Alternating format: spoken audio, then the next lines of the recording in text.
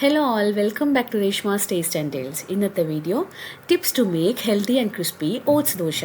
ഒരു 3/4 കപ്പ് ഉഴുന്ന് നല്ലപോലെ കഴുകി സോക്ക് ചെയ്യാൻ വേണ്ടിയിട്ട് നമുക്ക് മാറ്റി വയ്ക്കാം. നെക്സ്റ്റ് ഞാൻ എടുത്തേക്കണ സ്റ്റീൽ കട്ട് ഓട്സ് ആണ്. കാണാൻ ഗോതമ്പ് നുറുക്ക് പോലെ തന്നെയുണ്ട്. ഇതും ഞാനൊരു 2 കപ്പ് സോക്ക് ചെയ്യാൻ വേണ്ടി വയ്ക്കുന്നുണ്ട്. ഇതിൻ്റെ കൂടെ ഞാൻ ചേർക്കുന്നത് നമ്മുടെ ഉപ്പുമാവ് റവയാണ് കേട്ടോ. അത് 1 കപ്പും കൂടി എടുത്തിട്ടുണ്ട്. അത് നമുക്ക് അധികം വെള്ളം വേണ്ട, കുറച്ച് വെള്ളം അരയ്ക്കാൻ വേണ്ടിയിട്ടുള്ള വെള്ളം, അതൊന്ന് കുതിർന്ന് കിട്ടാൻ വേണ്ടിയിട്ട് മാത്രം എത്ര വേണോ അത്ര നല്ല വെള്ളം ഒഴിച്ചിട്ട് അത് സോക്ക് ചെയ്യാൻ വേണ്ടി അതും മാറ്റി വയ്ക്കുക. അപ്പോൾ ഇതൊക്കെ നമ്മളൊരു 4 to 5 hours സോക്ക് ചെയ്താൽ മതിയാവും. നല്ലോണം വീർത്ത് വന്നിട്ടുള്ള നമ്മുടെ ഉഴുന്നിനെ ഇച്ചിരി ഐസ് ക്യൂബ്സ് ഇട്ടിട്ട് അരച്ചെടുക്കുകയാണെങ്കിൽ നല്ല ഫ്ലഫി ആയിട്ട് നമുക്ക് കിട്ടും. മാവ് ആക്ച്വലി കുറച്ചുള്ള കാരണം ഞാൻ അതേ ജാറിൽ തന്നെ നമ്മുടെ ഓട്സും റവയുള്ള മിക്സ്ചറും കൂടി ഇട്ടിട്ട് നല്ല സോഫ്റ്റായിട്ട് ഗ്രൈൻഡ് ചെയ്ത് എടുത്തിട്ടുണ്ട്.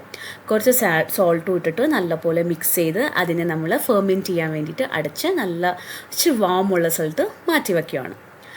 കാലത്തായി ഇപ്പോൾ കണ്ടോ, നല്ല ഫെർമെൻറ്റഡ് ആയിട്ടുള്ള നല്ല ഓട്സിൻ്റെ ദോശ നമുക്കിവിടെ റെഡി ആയിട്ട് കിട്ടിയിട്ടുണ്ട്. ഇത് ആർക്കും മനസ്സിലാവില്ല ഓട്സ് ദോശയാണെന്ന്, കാരണം അത്രയും ക്രിസ്പി ആയിട്ട് നല്ല ടേസ്റ്റി ആയിട്ടുള്ളൊരു ഓട്സ് ദോശയാണ് ഇത് കേട്ടോ. ഇപ്പോൾ എല്ലാവരും ഇത് ട്രൈ ചെയ്ത് നോക്കണം. ഹെൽത്തിയാണ് ആക്ച്വലി. ഡയബറ്റിക് പേഷ്യൻസുകാർക്കും പിന്നെ വെയിറ്റ് ലൂസ് ചെയ്യണം എന്നുള്ള ആൾക്കാർക്കൊക്കെ ഈ ദോശ ഭയങ്കര യൂസ്ഫുൾ ആയിരിക്കും കേട്ടോ.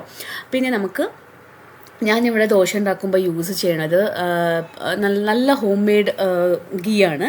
നല്ല ക്വാളിറ്റി ഉള്ള ഗീ ഉപയോഗിച്ച് നമുക്ക് ഈ ദോശ ഉണ്ടാക്കിയെടുക്കാം. നല്ല ക്രിസ്പി ആയിട്ട് നിങ്ങൾക്ക് കാണാൻ പറ്റും.